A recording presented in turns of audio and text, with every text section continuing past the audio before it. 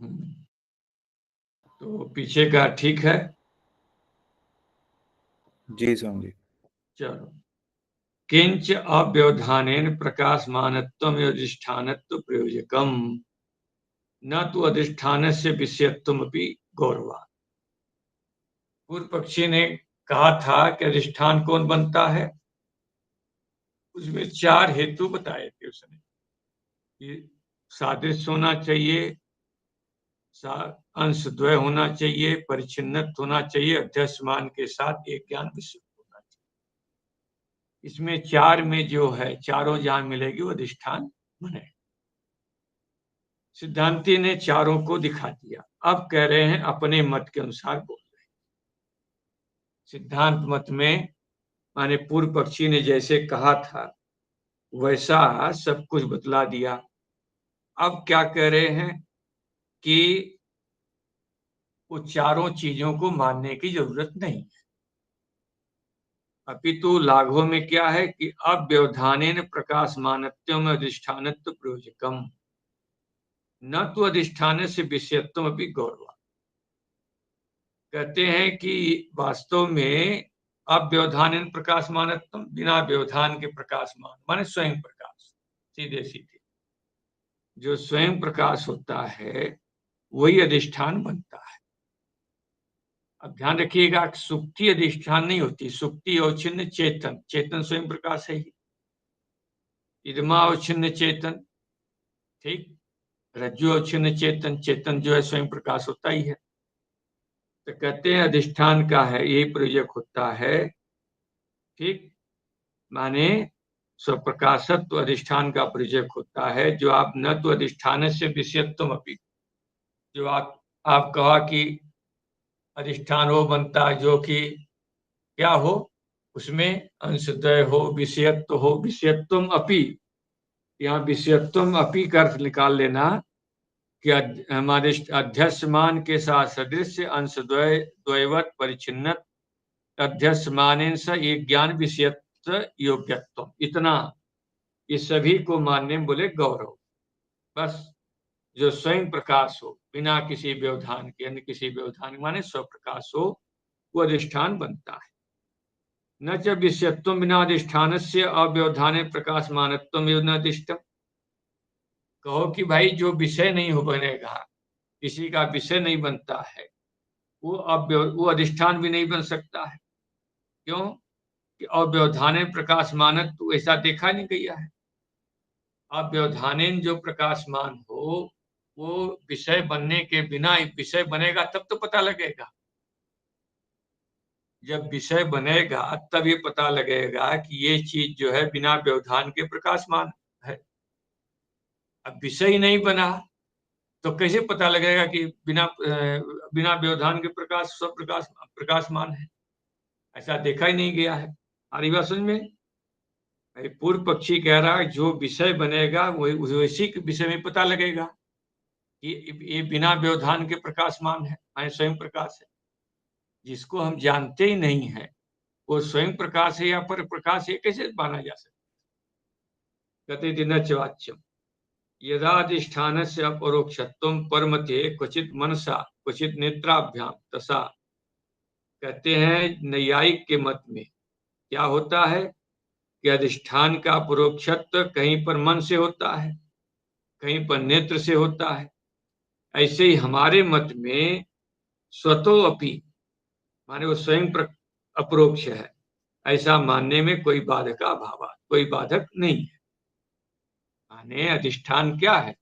अधिष्ठान के परोक्षता, नैयायिक अधिष्ठान का परोक्ष कैसे मानता है? कहीं अधिष्ठान जो है सुक्ति, नैयायिक के मत में क्या अधिष्ठान सुक्ति है, तो कहते हैं वो सुक्ति में जब भ्रम होता है तो किससे, नेत्र से उसका पता लगता है अधिष्ठान के अपरोक्ष होता है। और मन से, मन का भ्रम कहाँ होता है?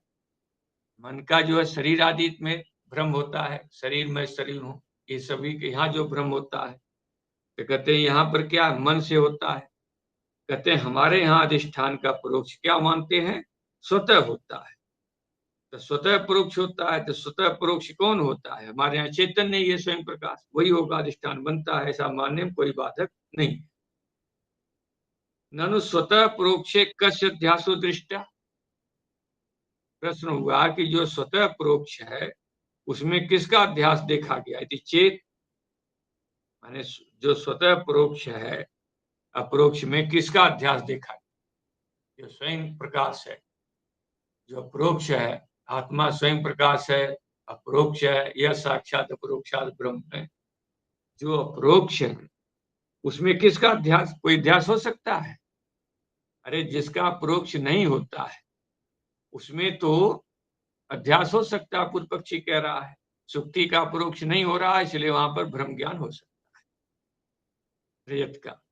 कहते हैं जिसका अपरोक्ष हो रहा है उसमें तो अध्यास हो ही नहीं सकता है। चेत कहते नहीं, अज्ञान शोक मोह स्वप्नादेति गृहाण। कहते हैं जो स्वतः अपरोक्ष है उसमें भी अज्ञान और शोक मोह और स्वप्न आदि, कहते हैं अज्ञान का शोक मोह का, इसमें तो आप क्या है, क्या देखता है कि मैं ब्रह्म नहीं हूं। स्वयं चेतन होते हुए भी क्या बोलता है, मैं ब्रह्म नहीं हूं। अज्ञान का भ्रम हो रहा है, शोक हो रहा है, तरस शोकम आत्मित। नारद जी जितना पढ़ लिख लिए फिर भी क्या है, उन्होंने कहा भगवान सोचामी, मैं सोच करता हूं, शोक करता हूं, इसलिए मुझे आत्मज्ञान नहीं है।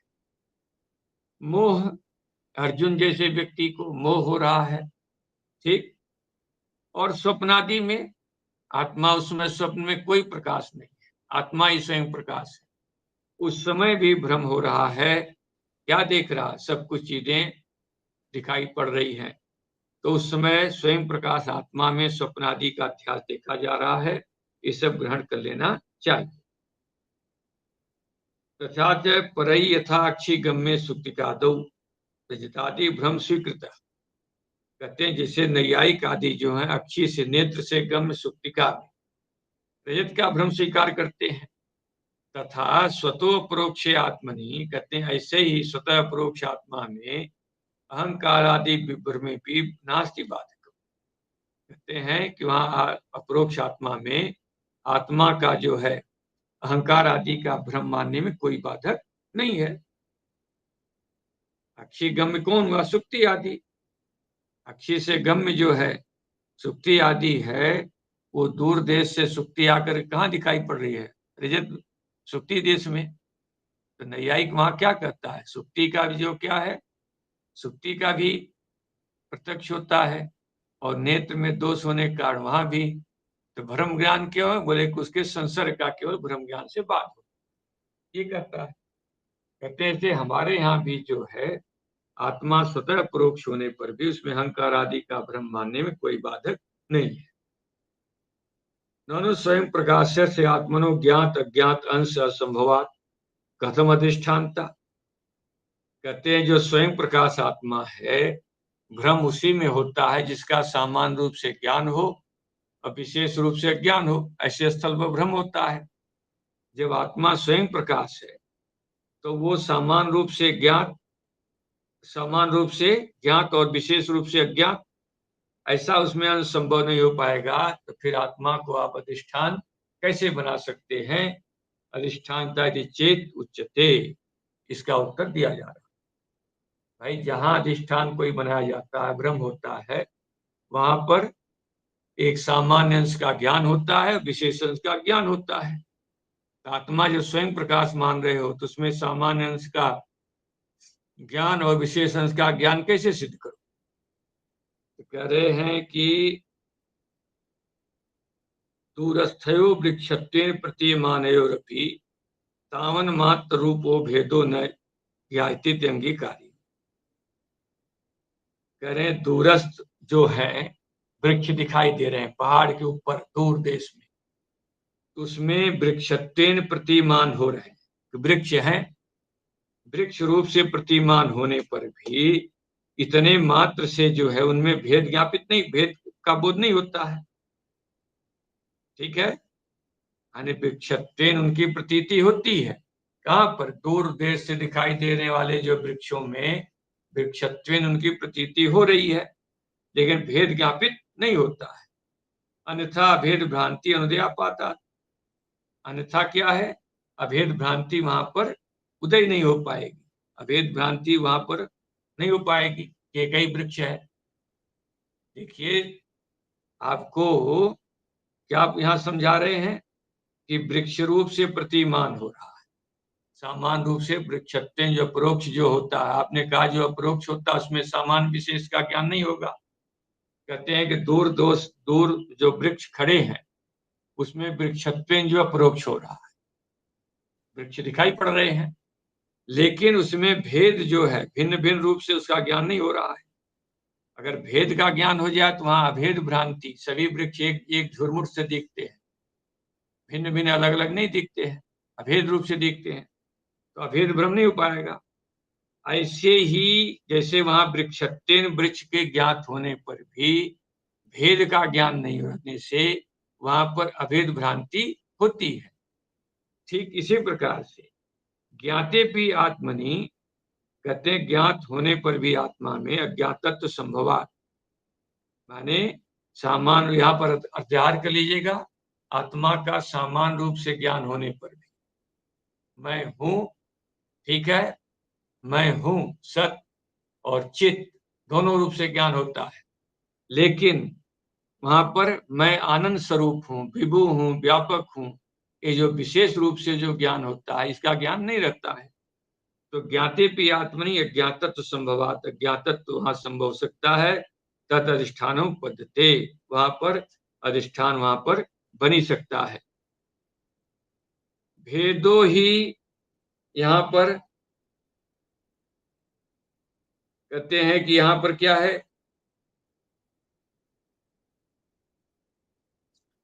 भेदो ही वस्तु न स्वरूपम न धर्म, कहते हैं जो भेद होता है वो वस्तु का स्वरूप माना जाता है। ये सब खंडन खंड खाद की बात है, यहाँ पर ध्यान रखिएगा। भेद क्या है, अधिकरण स्वरूप मानने पर भेद जो क्या है, अधिकरण स्वरूप होता है, अभाव को अधिकरण स्वरूप मानते हैं। तो भेद जब है अभाव अधिकरण स्वरूप होगा तो वस्तु का स्वरूप हो जाएगा, उसका धर्म जो है माने वस्तु का धर्म तो सिद्ध नहीं हो पाएगा, ऐसा न धर्म है। ऐसा अगर नहीं मानोगे तो अनोन्याश्रया पाता, कतेश अनोन्याश्रय दोष वहां पर, ठीक है, दोष आएगा। कैसे आएगा कि धर्म के लिए धर्मी और धर्मी के लिए धर्म, ये मानने की आपत्ति वहां पर आती है। धर्म के लिए धर्मी और धर्मी के लिए धर्म मानने की आपत्ति आती है। इस प्रकार से अनोन्याश्रय दोष यहाँ पर देते हैं।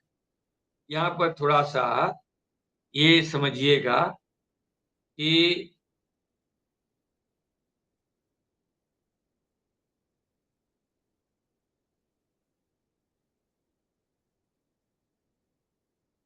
यहाँ ये लिखा है भेदस्य तावन मात्रत्वम अयुक्तम, कहते हैं भेद को अधिकरण स्वरूप मानना अयुक्त है, भावस्य भावत्व योगात्, क्योंकि अभाव जो है भाव रूप से स्वीकार किया नहीं जाता है।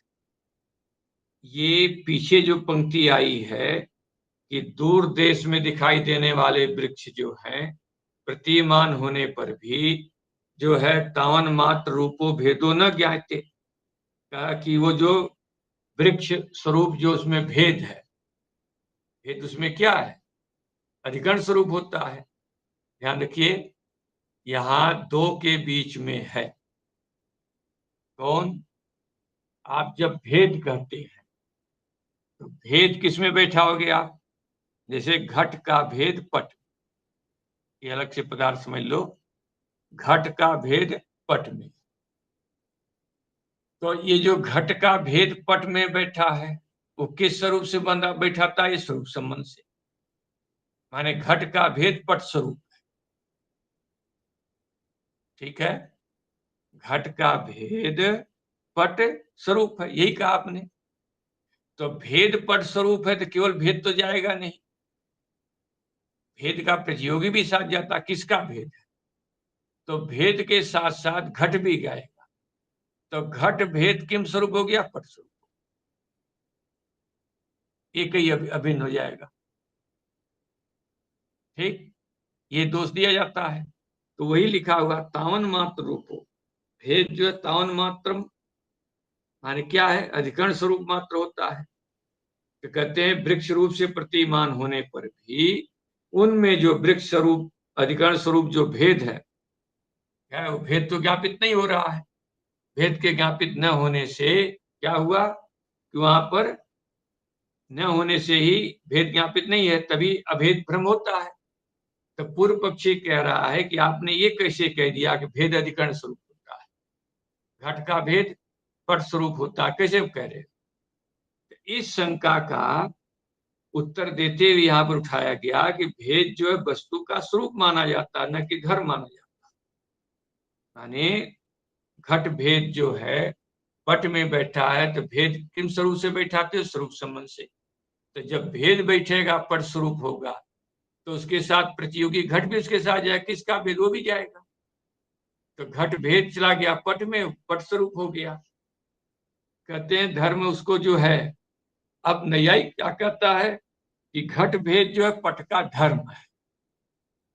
कहते हैं घट भेद पट का धर्म है, ऐसा कहोगे तो धर्म के लिए आप क्या मानोगे? धर्मी मानना पड़ेगा।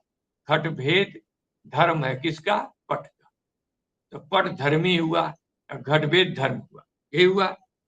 और धर्मी पट को धर्मी बनाने के लिए, पट धर्मी है, घट भेद पट में बैठा तो पट धर्मी हुआ। घट भेद पट में बैठा तो पट क्या बना? धर्मी बना। और पट धर्मी है इसलिए उसमें घट भेद बैठता है। इस प्रकार से अनुन्याश्रय दोष धर्म के लिए धर्मी और धर्मी के लिए धर्म की अपेक्षा होने से अनुन्याश्रय दोष की आपत्ति आती है। कहते हैं ये सभी जो अनुन्याश्रय आदि दोष है, अन्यत्र माने खंडन आदि ग्रंथों में इसका जो है विश्लेषण किया गया। इस प्रकार से यहाँ पर जो विषय बतलाए गए हैं अध्यास के विषय में लेकर के ये सब जो है कहा गया है। उत्तम अर्थम अन्यत्रापि अतिदिशत। कहते हैं जो पीछे कहा गया अर्थ है उसी को अन्यत्र भी दिखा रहे हैं कि एवं प्रत्यक्ष भ्रमांतरेषु, मैं सुक्ति में जैसे रजत का भ्रम हुआ, ठीक है, कहते हैं वही प्रत्यक्ष अन्य जो भ्रम है, अन्य जो भ्रम है उसमें भी प्रत्यक्ष सामान लक्षणम अनुगम, उसमें प्रत्यक्ष का जो सामान लक्षण कौन था? चित्तम। स्वप्रकाश जो होता है वो क्या है? चैतन्य जो है, ये प्रत्यक्ष का सामान लक्षण है। तो कोई वो प्रत्यक्ष का लक्षण क्या है?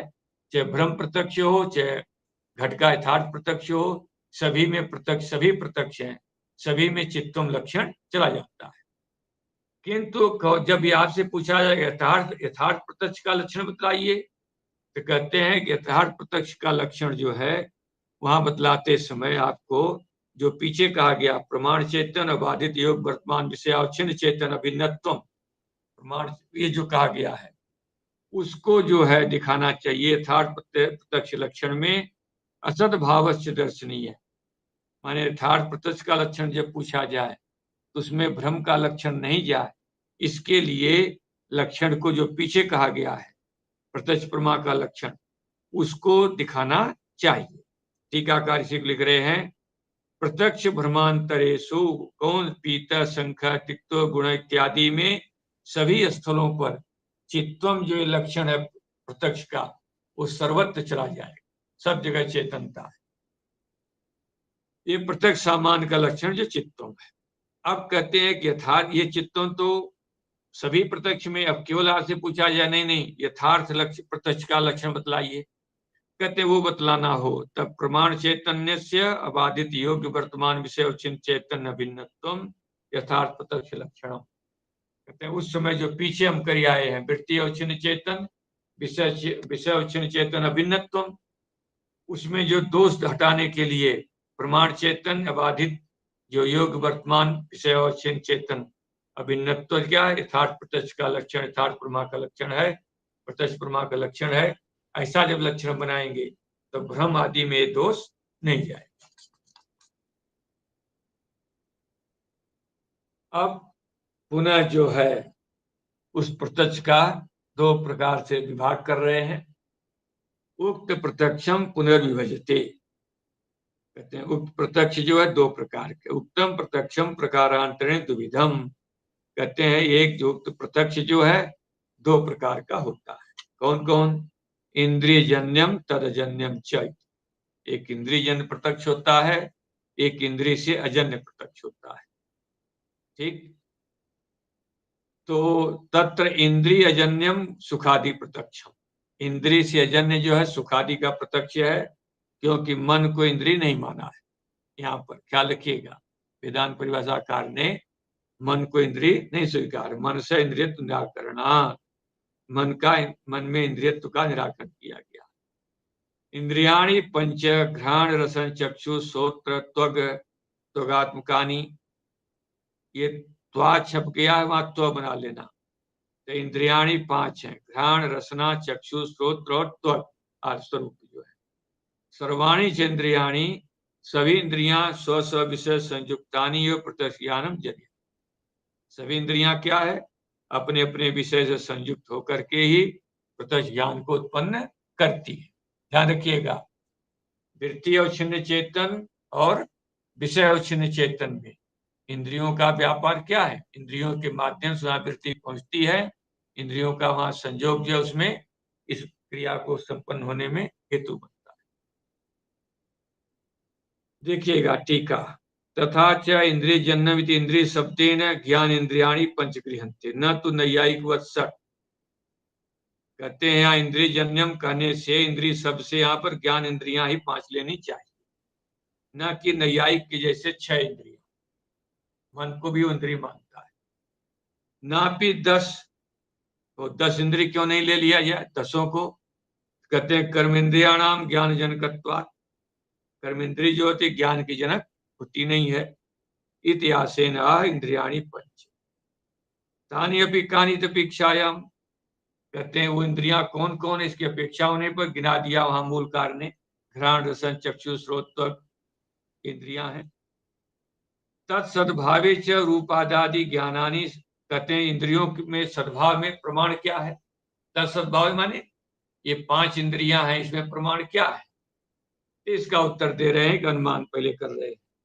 रूपादि ज्ञानानि माने रूप रस आपके जो है ना वहां पर जो 5 हैं, रूप रस गंध इत्यादि जो है, स्पर्श जो है, जो 5 विषय हैं, कहते हैं इनके ज्ञान कैसे, सकर्ण कहानी, ये कैसे जो ज्ञान होते हैं किसी कर्ण से जन्य होते हैं, क्यों, क्रियात्वात्, क्रिया हेतु है, छिदी क्रियावत इति अनुमानम प्रमाण, छिदी क्रिया इसमें दृष्टांत, तो छेदन क्रिया है, छेदन क्रिया है उसमें क्रियात्व हेतु है, छेदन जो क्रिया है आपको अनुमान घटाने के लिए क्या शैली है, दृष्टांत में हेतु और साध्य रहना चाहिए। तो छिदी क्रिया है, छिदी क्रिया में क्रियात्व रहेगा, क्रिया में क्रिया धर्म रहेगा ही, और जो क्रिया होती है सकर्णकानी, किसी न किसी कर्ण से जन्य होगी क्रिया, दंड में चाक में जो क्रिया है दंड रूप कर्ण से जन्य होती है, पैर में जो क्रिया है पैर के चलने रूप पैर से उत्पत्ति कर्ण होता है, तो उसमें कर्ण भी होते हैं। पक्ष जो रूप आदि ज्ञान है, ठीक है, रूप आदि जो ज्ञान है, ज्ञान जो ज्ञान की उत्पत्ति है ज्ञान है, तो इसमें भी क्रियात्व रहेगा। इसलिए इस प्रमाण से क्या सिद्ध हो गया कि रूप आदि ज्ञान का कोई न कोई करण है, वो करण कौन है, तो यही इंद्रियों को गिनते, घ्राण रसन चक्षु श्रोत्र और त्वक। घ्राण से जो है गंध, रसना से रस, चक्षु से रूप, श्रोत्र से शब्द और ठीक है त्वक से स्पर्श, ये सभी जो है उस ग्रहण कर लेना। कहा गया फिर श्रुति प्रमाण दे रहे हैं, तम उत्क्रामंतम सर्वे प्राणा उत्क्रामंती इत्याद्या श्रुति से मानम, तम माने जब जीव उत्क्रमण करता है तो उसके साथ सभी प्राण सभी इंद्रियां क्या कर देती है, उत्क्रमण कर जाती है। ये श्रुतियां भी कैसी हैं कि श्रुति प्रमाण भी इंद्रियों के अस्तित्व में प्रमाण है, यहाँ पर इसको लीजिएगा।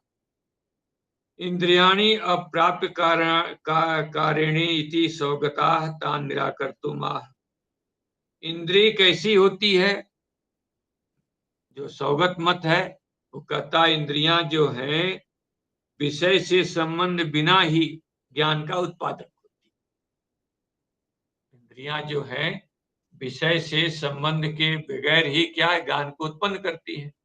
उनके विज्ञानवादी आदि के मन में क्या है कि मन का संकल्प ही क्या है, जगत है। तो मन का संकल्प ही है तो बाहर भी इंद्रियों को जाने की जरूरत ही नहीं है। मन में जैसा स्फुरण हो रहा वैसा ही ज्ञान हो जाएगा। उसके लिए इंद्रियों को जा करके विषय से संबंध करके ज्ञान को उत्पन्न करने की कोई आवश्यकता नहीं है। वो तो मन का ही स्फुरण मानते हैं। तो कहते हैं इसलिए सौगत मत ऐसा उसका निराकरण करने के लिए कहा कि सभी इंद्रियां कैसी हैं। वेदांती इस बात को स्वीकार नहीं करते हैं। कहते सभी इंद्रियां क्या करती हैं, अपने अपने विषय से संयुक्त होकर के ही प्रत्यक्ष ज्ञान को उत्पन्न करती है। तत्रापि फल बल कल्प स्वभाव विशेषम आश्रित, कहते हैं कि ये स्वयं आप जो है जैसा फल बल कल्प माने कार्य को देख करके कारण का अनुमान, फल माने कार्य होता है, उसके बल पर स्वभाव, उसका स्वभाव क्या है, माने कि फल को देख करके उसके स्वभाव का अनुमान कर लिया जाता है। विशेषम आश्रित्याह तत्र घ्राण रसन त्वग इंद्रियाणी, कहते हैं जो घ्राण है, रसना है, त्वचा है, ये इंद्रियां कहीं जाती नहीं है ज्ञान करने के लिए। बौद्ध क्या कहता है, इंद्रियां जाती नहीं है, विषयों के पास नहीं जाती हैं। तो कहते नहीं नहीं, उसमें ऐसा है कि जो घ्राण रसनात्मक इंद्रियां हैं स्वस्थान स्थितानी, अपने स्थान में स्थित होकर के ही गंध रस स्पर्श उपलम्भान उपलम्भान जनयंती, कहते हैं कि वहां गंध रस स्पर्श को उत्पन्न करती हुई उनको उत्पन्न करके, ठीक है, उनके ज्ञान को उत्पन्न करती हैं। कहते हैं चक्षु और श्रोत्र, कहते हैं चक्षु श्रोत्र तू स्वतः यु विषय देशम गत्वा स्व विषय गृहणीता, कहते हैं चक्षु और श्रोत्र स्वतः जो है विषय देश में जा करके अपने अपने विषय को माने रूप को और शब्द को ग्रहण करते हैं। सूत्र से भी चक्षुरादिवत परिचिन्नतया भीर्यादि देश गमन संभवात, कहते हैं श्रोत्र जो है चक्षु जाती है, वैसे श्रोत्र भी क्या है, परिचिन्न होने से भेरी आदि देश तक उसका गमन संभव होता है। अतएव अनुभव भेरी शब्दों में श्रुति, इसलिए क्या अनुभव होता है कि भाई मेरे द्वारा भेरी शब्द सुना गया। तो शब्द जो है ध्यान रखिए, यहां पर आगे बतलाएंगे। नैयायिक के मत में क्या होता है कि शब्द कान में आता है, शब्द जो है कान में आता है, और वेदांती के यहाँ क्या है कि श्रोत्र बाहर सुनने जाता है। इतना अंतर करिएगा कि वेदांती के यहाँ जो है श्रोत्र जो है बाहर सुनने जाता है, और नैयायिक के यहाँ क्या है कि शब्द ही उसके कान में आता है। ये अंतर है। ठीक है, देखिएगा। नन चक्षुषा तत्समवे भी कर्ण संस्कुली और छिन्न नभो रूप सूत्र विषय देश गमनम न संभवती आशंका। कहते हैं चक्षु तो बाहर चली जाती है, लेकिन कर्ण संस्कुली और छिन्न जो नभ है, नभ जिसको श्रोत्र कहा जाता है, उसका विषय देश तो जाना संभव है ही नहीं। इतिहास कहा कि नहीं, श्रोत्र भी क्या है चक्षु की जैसे, वो भी परिचिन्न, वो भी बाहर देश जाता है। आकाशात उत्पन्नम श्रोत्रमपि चक्षुरादिवत परिचिन्न भाव है, कहते हैं आकाश उत्पन्न जो है, कर्ण संस्कुली जो छिन्न जो आकाश है, वो भी क्या परिचिन्न है, उसका भी चक्षुरादि के जैसे उसका भी बाहर जाना संभव है। स्वामी जी के मन के साथ ही जाते हैं क्या बाहर? हैं? मन के साथ जो इंद्रियां जाते हैं बाहर? इंद्रियां तो मन, इंद्रियों के साथ तो मन जुड़ा रहेगा ही जी। इंद्रियों के साथ अगर मन नहीं जुड़ा है तब तो ज्ञान ही नहीं होगा। अंतःकरण नहीं जुड़ा है तो ज्ञान कैसे होगा? ठीक है, यहाँ पर अंतर यह है कि नैयायिक के यहाँ क्या होता है कि कहीं शब्द हुआ, एक शब्द दूसरे शब्द को उत्पन्न करेगा, दूसरा तीसरे को उत्पन्न करेगा, तीसरा चौथे को उत्पन्न करते करते फिर वो कान में घुसेगा, तब जाकर के आपको कान का, तब शब्द का प्रत्यक्ष होगा। ठीक, वेदांती कहते हैं कि नहीं, श्रवण इंद्री जो है, जो कहीं शब्द हुआ तो श्रवण इंद्री तुरंत वहां पहुंचती है और उसको क्या है सुन लेती है और उसके अनुसार निर्णय करती है। ये दोनों का कथन में अंतर है। नैयायिक के अनुसार रेल ने सीटी दिया, जब तक ध्वनि होते हवाते कान में पहुंची तब तक तो आदमी कट के मर जाएगा। और वेदांती के अनुसार जो सीटी दी तो वहां श्रोत्र इंद्रिय तुरंत पहुंचती है, जो आग पहुंचती है ऐसे श्रोत्र इंद्रिय पहुंचेगी, शब्द को सुन करके हट सकता है व्यक्ति। ये दोनों में ऐसा प्रसंग है। और रही बात मन की, मन तो हमेशा इंद्रिय के साथ तो जुड़ा ही रहता, बिना नहीं रहेगा तो उससे बोध हो ही नहीं सकता। देखिएगा, यतः सूत्र से शब्द देश गमनम अतएव नैयायिक प्रक्रिया गौरवग्रस्तत्वात् विवेक्ष्य इत्याह। यानी श्रोत्र का शब्द देश गमन इसलिए कहा गया, श्रोत्र का शब्द देश में गमन होता है वेदांती के अनुसार, इसलिए नैयायिक की प्रक्रिया जो होती है कि शब्द जो है घूमता हुआ घूमता कान में आएगा, वो प्रक्रिया गौरवग्रस्त होने से उपेक्षा है इत्याह। तो बीची तरंग आदि न्याय, बीची तरंग और कदम मुकुल न्याय, जैसे जल की तरंग उठती है तो एक तरंग ने दूसरे को उठाया, दूसरे तरंग ने तीसरे को उठाया, तीसरे तरंग ने चौथे, ऐसे करते कराते जाकर के उस समुद्र के किनारे आकर लगती। ऐसे न्यायिक कहता है कि एक शब्द हुआ, वो दूसरे शब्द को उत्पन्न किया, फिर दूसरे तीसरे को, क्योंकि ये तीसरे क्षण में नष्ट हो जाते हैं। शब्द उत्पन्न हुआ, दूसरे शब्द को उत्पन्न करके तीसरे क्षण में नष्ट हो जाए। ऐसे दूसरा शब्द हुआ, दूसरे शब्द को उत्पन्न किया, तीसरे को नष्ट हो जाएगा। तो इस प्रकार से वो आपके कान में पहुंचता है। तो इसके लिए दृष्टांत देता बीची तरंग न्याय। एक जल उठी, एक तरंग उठी, उसने दूसरे को उत्पन्न किया, शांत हो गई, दूसरे तीसरे, तीसरे चौथे कैसे चलता है। अथवा कदम्ब मुकुल न्याय। कदम मुकुल न्याय क्या होता है, एक फूल होता है, कदम संज्ञक एक वृक्ष है, उस वृक्ष में जब फूल खिलता है तो उस फूल के ऊपर फूल के ऊपर फूल, फूल के ऊपर फूल, फूल के ऊपर फूल खिलते रहते हैं। तो कहते हैं इस प्रकार से, कहते हैं ऐसे जो अनेक प्रकार की कल्पना जो है, अनंत शब्द की उत्पत्ति कल्पना करना बीची तरंग न्याय से या कदम मुकुल न्याय से कल्पना करने में गौरव दोष है। ठीक है, फूल देखिएगा, बीची तरंगादि न्याय ने कर्ण संस्कुली प्रदेश अनंत शब्द उत्पत्ति कल्पना गौरवम। बीची तरंगादि न्याय से कर्ण संस्कुली प्रदेश में अनंत शब्दों को उत्पत्ति मानकर कल्पना करना गौरवग्रस्त है। भेरी शब्दों में स्मृति प्रत्यक्ष, कहते हैं सीधे सीधे वहां है कि शब्द कान में आया, ऐसा कोई नहीं करता है। अभी तो क्या बोलता है कि मैंने शब्द को सुना, मेरे कान में शब्द आया, ऐसी बात नहीं, मैंने शब्द को सुना। तो भेरी शब्दों में आश्रित ऐसा प्रत्यक्ष है। जैसे भ्रमत्व कल्पना गौरवम, जैसे आज में भ्रमत्व की कल्पना जो है, ठीक है, इस प्रत्यक्ष ज्ञान में भ्रमत्व की कल्पना करना गौरव दोष भी है। तदेव व्याख्यातम प्रत्यक्षम, इस प्रकार से प्रत्यक्ष परिच्छेद की व्याख्या हो गई। टीका देख लीजिएगा, यथा बीचे तरंगम ततो विच्यंतरम ततो तरंगांतरम इति न्याय। कहते हैं जो जल की तरंग होती है उससे फिर दूसरी जल की तरंग, इस प्रकार से उठते उठते समुद्र के किनारे पहुंचती है। ऐसे एक शब्द हुआ, उसे दूसरे शब्द उत्पन्न किया, तीसरे किया, चौथे किया, इस प्रकार से कान में उत्पन्न होता हुआ आएगा।